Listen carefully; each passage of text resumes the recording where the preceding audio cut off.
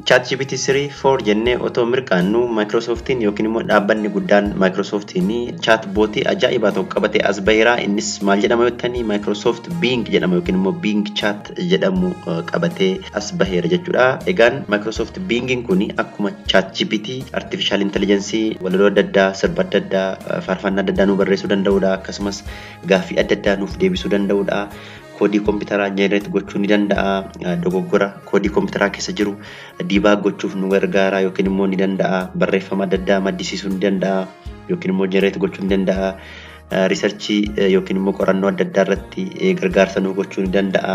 Barreeffama gabaabsuu yookiin immoo text summarization nu hojjechuu ni danda'a. Barreeffama guddaatti kennee akka inni summarize godhee nu baasu gochuu dandeenya. Akkasumas barreeffama baay'ee complex ta'ee haala salphaatiin nuuf ibsuu ni danda'a jechuudha. Kanaaf akkuma ChatGPT Microsoft Bingin kunillee waan adda addaa namaaf hojjechuu ni danda'a jechuudha. Garuu wanti Microsoft Bingi ChatGPT irra special godhu ni jira jechuudha. Wanta Microsoft Bing ChatGPT caalaa special godhu sin agarsiisuu fi mee ChatGPT akkasumas Microsoft Bing kana wal cinaatti baneetaniini gaaffii gaafachaa yoo sin agarsiisee wayyaa asirratti fakkeenyaaf gaaffii masalphaarraan ka'a. Tell me about Haacaaluu Hundeessaa jedheen gaaffii gaafadha. Kunooti Haacaaluu Hundeessaa was a famous Ethiopian singer and activist who was killed on 29 June 2020 in Addis Ababa jedheeti. He was mal jedhee kun waa'ee Haacaaluu Hundeessaa kana haala kanaan gabaabsee naaf kaa'eera jechuudha. Mee as dhufee immoo ChatGPT irratti search godhamee tell me about yookiin immoo kanuma achirratti barreessana dhufeen koppii godheen asitti fudhadha. Kunoo gaaffii kiyya sirraa sana koppii godheen ChatGPT irratti paste godheen ilaala. Deebii isaa ilaalla jechuudha. Kunooti Haacaaluu Hundeessaa was an Ethiopian singer, songwriter, activist who was born on 10th November 1985 in Ambo, Ethiopia jecha waa'ee Haacaaluu Hundeessaa kun akkatti naa kaa'e jechuudha. Kun akkuma sirraa argitanii kuni deebii waa'ee Haacaaluu Hundeessaa kan ChatGPT'n baasedha. Inni kun immoo deebii waa'ee Haacaaluu Hundeessaa kan Microsoft Bing'n baasedha. Kan Microsoft Bing deebiin xiqqoodha. Kan isa kanaa xiqqoo detailidha jechuudha. Garuu asirratti gaafa dhuftanii ilaaltanii kan Microsoft Bing irratti 1 2 3 jedheeti reference nu kaa'eera jechuudha. Reference kan irratti click goonee maal gochuu dandeenya jechuudha. Detail information waa'ee gaaffii keenya argachuu ni dandeenya jechuudha. Fakkeenyaaf tokkoffaarratti bbc.com jedheera. Otoon kan irratti click godhee detail information about Haacaaluu Hundeessaa kana naa kenna jechuudha. Kan BBC'n barreesseeru kun haala kanaan argachuu nan danda'a jechuudha. Kanaafuu Microsoft Bing'n deebii nu deebisa. Deebisuu qofa otoo hin taane detail information bakka waan sun jirullee hintii nuuf kenna yookiin immoo liinkii nuuf kenna jechuudha. Inni kun garuu waa tokkollee hin kennu jechuudha. Garuu gaafa sirraa ilaaltanii deebiin deebi'ee xiqqoo kana eenyutu irra baay'eedha jechuudha. Kan ChatGPTtu irra baay'ata jechuudha gaafa Microsoft Bing waliin wal bira qabnee ilaallu jechuudha. Mee wanta Microsoft Bing ChatGPT caalaa special godhu sin agarsiisuu fi fakkeenya lammaffaan fudhadhaa. As ChatGPT irra dhufeetanii maalan jedhaa generate a cat reading book jedheen gaafadha. Durree kitaaba dubbisuu generate naa godhe jedheen gaafachaa jira jechuudha. No, I'm sorry, but as an artificial intelligence language model, I cannot generate image. However, I can certainly describe a cat reading book for you jedheeti. Barreeffama qofa naaf baase malee picture kaasuu hin dandeenye jechuudha. Maaliif kaasuu hin dandeenye? ChatGPT 3 multimodal otoo hin taane unimodalidha. Tekstii qofa understand godha, tekstii qofa baasa jechuudha. Garuu kana ChatGPT 4 hojjechuu ni danda'a jechuudha. ChatGPT 4 otoo ta'e maal gochuu danda'a jechuudha? Image kana generate nu gochuu danda'a. Garuu ChatGPT 4 fayyadamuuf ji'aan $1 mee kanfaluu qabna jechuudha. $20 kanfaluu qabna jechuudha. Yoo $20 ji'aan hin kanfalle ChatGPT 4 fayyadamuu hin dandeenyu jechuudha. ChatGPT 3 immoo kana hojjechuu hin danda'u. Maaliif jennaan unimodalidha jechuudha. Mee gaaffii wal fakkaataa kana yookiin immoo gaaffii ChatGPT tti gaafadhe kana koppii godheen dhaqeen Microsoft Bing irratti paste gaafan godhu Microsoft Bing'n ni hojjeta jechuudha waan kana. Multimodalidha jechuudha Microsoft Bing'n xiqqoo deebisuu irratti kan ariifatu ChatGPT dha.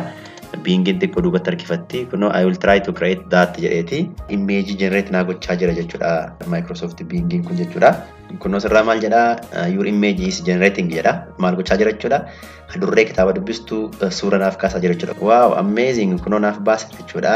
Suura 4 kan durree kitaaba dubbistuu naaf baaseera jechuudha. Tokko isheerratti click godheen ilaalame fakkeenyaaf ishee kanarratti gaafan click godhu qofaatti naaf baasa suura kana jechuudha.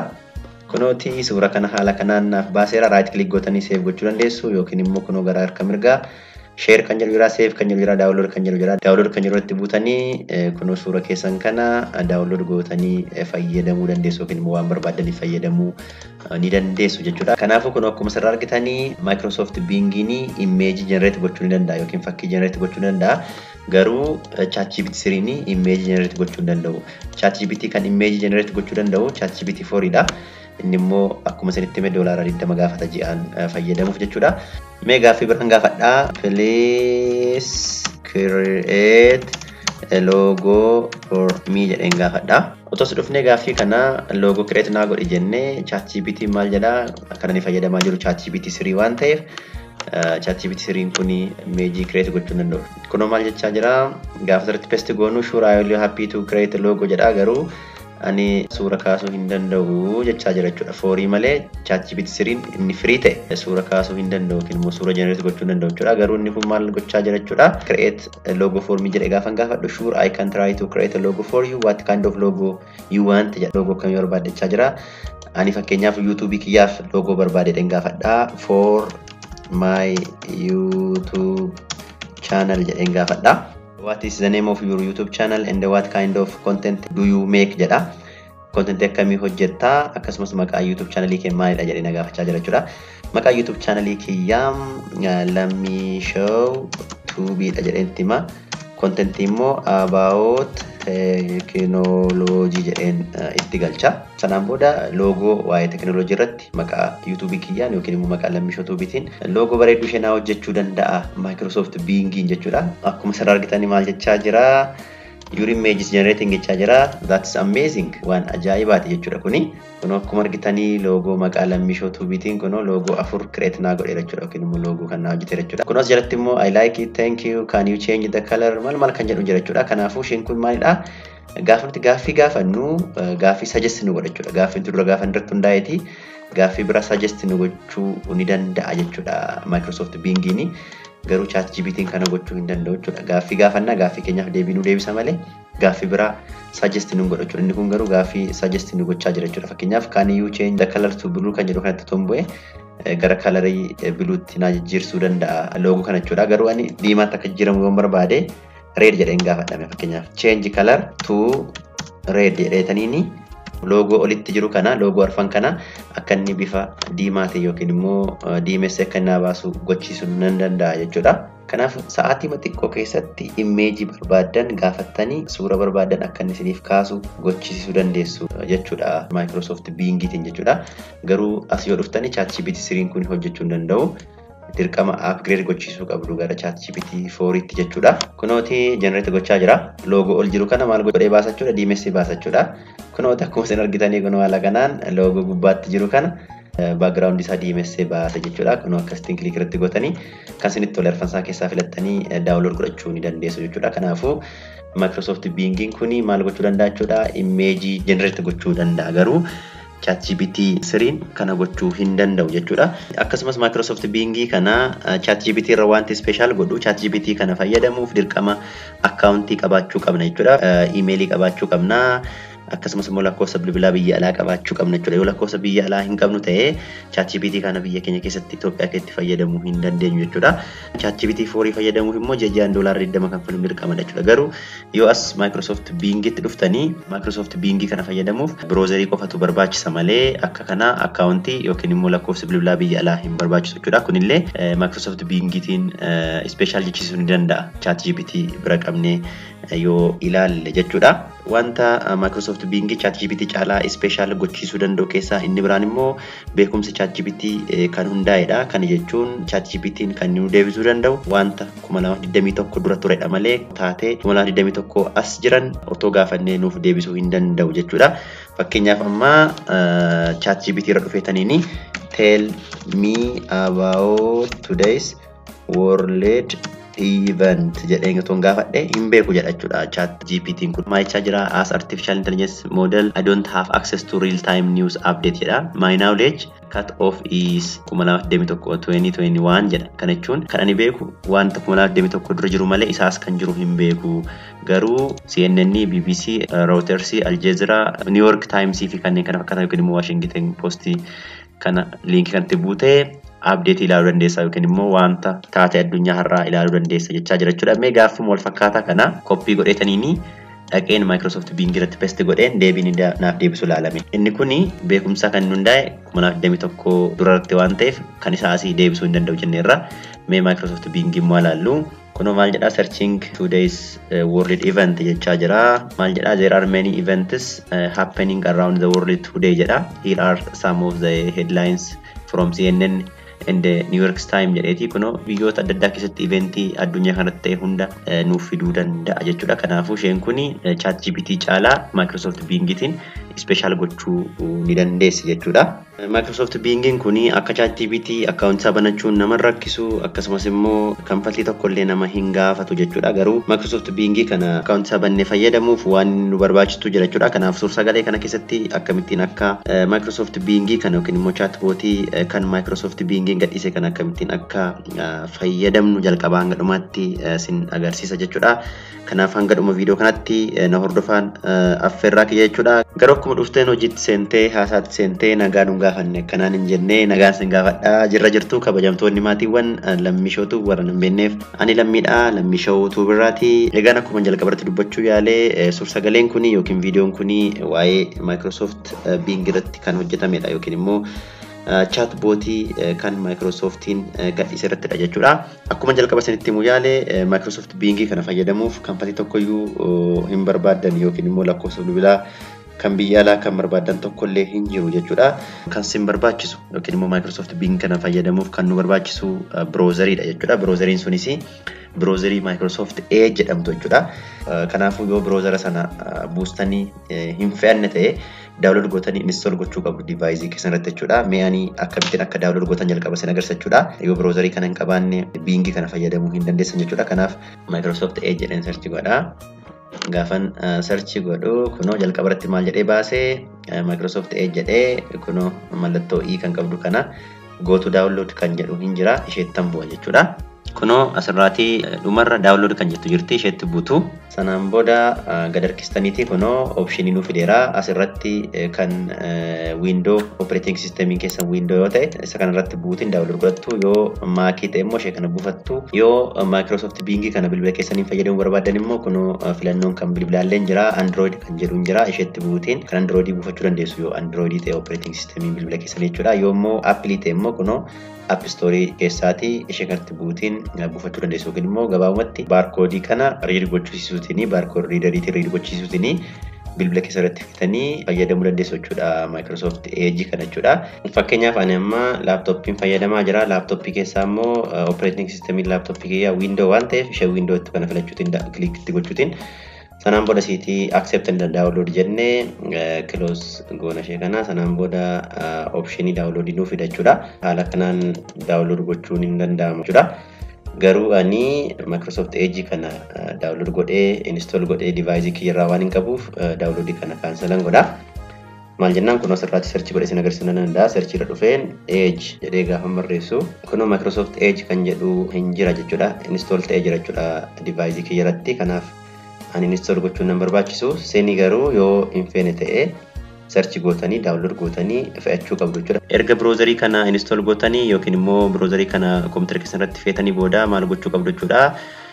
Microsoft Bing fayyadamuuf dirqama Microsoft Edge browserii kana banuu qabdu jechuudha. Kun nama browserii kana baneera emailii sin gaafachuu danda'a jechuudha.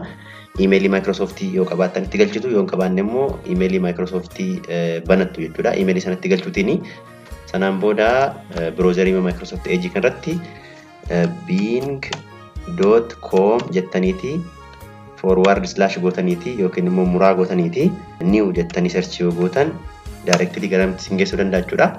Gara chaatii ammatti sin geessuu danda'a jechuudha. Kun maal jedha introducing new Bing jedha. Sanaan booda chat now kan jedhu jira isheetti buutu jechuudha. Kun bakka itti chat goonee gaaffii gaafannu kan interface kana nuuf baasee jechuudha. Inni lammaffaa immoo kun asirra karaa harka mirgaa dhumarra kun mallattoon chaatii ni jirti. Mallattoo chaatii kanatti gaafa buutan illee kun asirraan insiniif baasa jechuudha. Inni illee jira jechuudha. Optionii lammaffaadha. Optionii sadaffaan immoo gara chaatii kanatti dhufuu maal gochuu dandeessu jechuudha. Microsoft Edge browserii keessan erga bantanii booda bakka search irratti dhuftaniitti Bing jettanii search gootu jechuudha. Bing jettanii gaafa search gootanii ishee Bing jettu kanatti buutanii gara chaatiitti deemuu dandeessu yookiin immoo kun search jedheeti chat kan jedhu jira. Ishee chat jettu kanatti yoo buutan kunoo gara chat kanatti sin geessa jechuudha. Kanaan booda gaaffii barbaadan gaafachuu dandeessu jechuudha. Garuu otoo gara gaaffii hin deemin dura as kunoo interfeesii kanarra maaltu jira?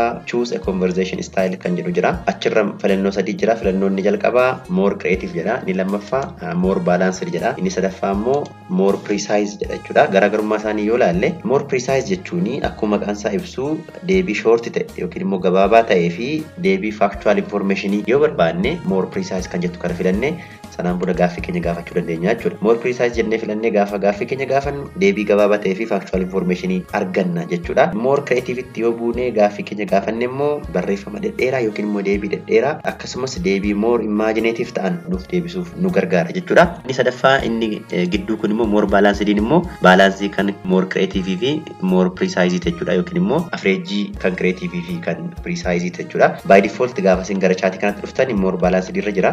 Sin garuu yoo barbaadan more precise irra kaawwachuu dandeessu.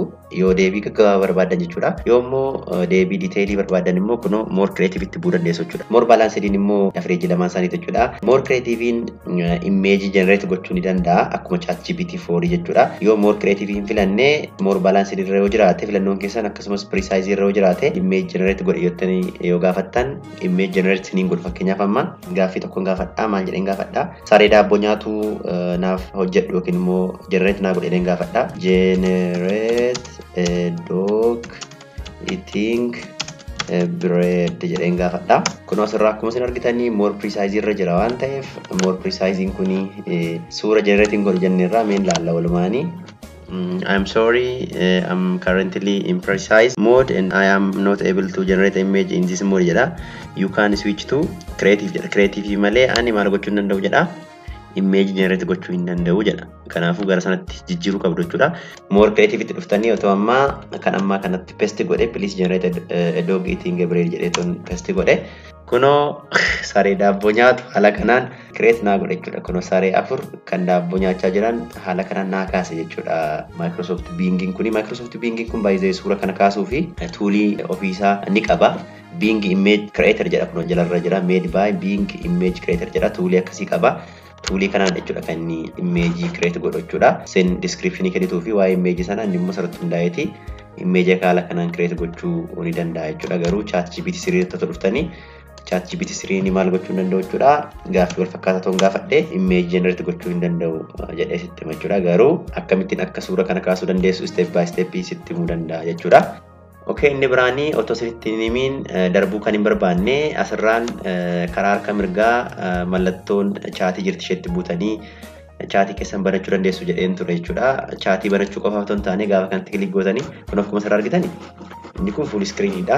Isheen kun immoo xiqqaattee minimize taatee baate jechuudha. Haala kanaan karaa kanaan illee gaaffii gaafachuu dandeessu jechuudha. Chaatitti aanee waan ajaa'ibaa tokko qaba Microsoft Bing kuni compose kan jettu jirti. Compose kanatti gaafa buutanii kun asirratti write about jedha. Qubee 2000 fayyadamtanii waan barbaadan barreessanii sanaan booda toonii isaa filattanii toonii isaa professional immoo funny immoo informational immoo maal akka ta'e filattu sana booda format isaas filattu paragraph immoo emailiif immoo barreeffama kana kan barbaadan emailiif immoo blog irratti post gochuuf immoo idea immoo maal akka ta'e filattu. Erga kana filattanii dhumarratti leengeziin hin jira. Leengezii isaa short immoo medium immoo long jedhee isin gaafata. Gaaffii keessan irratti hundaa'uutiin yookiin immoo ajaja keessan irratti hundaa'uutiin barreeffama generate ni godhachuudha. Fakkeenyaaf amma recommendation letter jedhetanii recommendation letter jedheen barreessa. Sanaan booda toonii isaa professional immoo funny immoo information illee godhaa ta'u. Formaat isaa immoo paragraafiin hin jira, emailiin hin jira, blog postiin hin jira. Ani emailii erguun barbaada jedheen emailii yoon filadhee emailiin filadhaa. Sanaan booda leengezii isaa shortiin hin jira, mediumiin hin jira, longiin hin jira. Mee ani shortii man filadhame. Shortii filadheen generate draft gaafan jedhu recommendation letterii kan informational ta'e kan emailiif ta'u kan gabaabaa ta'e generate godhee naa baasa jechuudha. Jara kanarratti Dear Professor Smith jedheeti maqaa keessan bakka buufattu kunoo haala kanaan recommendation letterii kana fakkaattu baasee jechuudha. Bakka maqaa keessan buufattanii yookiin immoo nama barreessaniif buustanii recommendation letterii kana qabaachuu dandeessu jechuudha. Kanaafuu isheen compose jettu kun kanaaf fayyaddi jechuudha. Dhumarratti waa'ee Microsoft Bing kana otoo isinitti himiin darbuu kan hin barbaanne tokkotu jira. Innis maal yoo jettanii Microsoft Bing kuni product ChatGPT jechuudha. Kana jechuun dhaabbanni Microsoftiin Bing kana kan inni bite dhaabbata OpenAI irraati yookiin immoo ChatGPT bite jechuudha. Kan inni integrate godhe Microsoftiin ChatGPT kana dhaabbata OpenAI irraa bituutiin maal godhan jechuudha. Browserii kan Edge jedhamtu kanarratti integrate gochuutiin sarvisii akkasii kana kennaa jiru malee ofii isaanii hojjetan miti jechuudha. Kan isaanii miti jechuudha.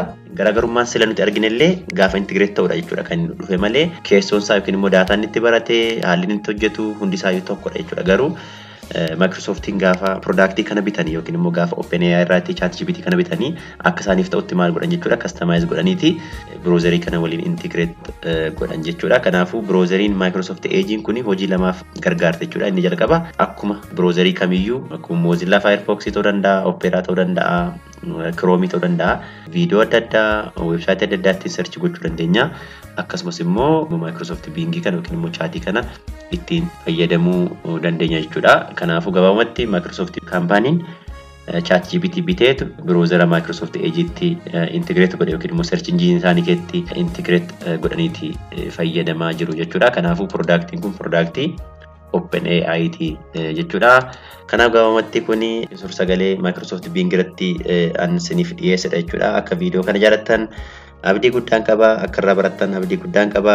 Yoo isinitti tole yoo jaalattan like gochuutiin comment gochuutiin yaada keessan akka na biraan geessan jechuun barbaada. Akkasumas warri YouTube channelii kanaaf haaraa taatan immoo YouTube channelii kana subscribe gochuutiin akka maatii taatan gamanumaan sinaffeera jechuudha. Yeroo ittaanullee akkasuma viidiyoo babbareedaa akkasii kana siniif qabadheen dhiyaadha. Viidiyoon akkasii kun akkasiin bira ga'uuf subscribe gochuu qofa otoo hin taane mallattoon bilbilaan jirti. Mallattoo bilbilaa sanatti buutanii all kan jedhu yoo filattan yeroo hundaa viidiyoo YouTube channelii kanarraa gadhiifamu jalqaba dhufee isin bira gahaa jechuudha.